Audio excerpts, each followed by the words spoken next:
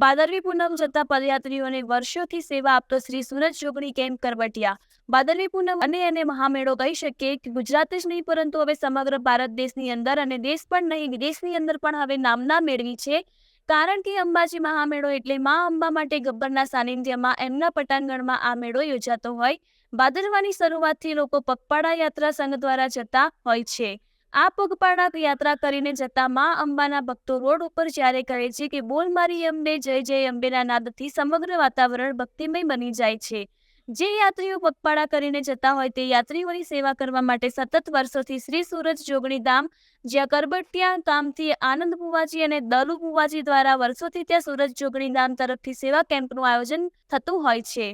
એ પણ નાનીવાડા વિસ્તારની અંદર તો ત્યાં આગળ ચા પાણી અને આરામ કરવાની સુંદર વ્યવસ્થા કરવામાં આવી છે. ઠંડા પવન મળી જાય એ માટે પણ ત્યાં કુલર મૂકવામાં આવ્યા છે. આ સુંદર સુવિધાઓ શ્રી સુરત જોગણી ધામ આપતું હોય છે. શ્રી સુરત જોગણી સેવકગણ યાત્રિકોની સેવા કરવા માટે ખડે પગે તૈયાર રહે છે. રિપોર્ટર ઉપેન્દ્ર પંડ્યા, કરબટિયા.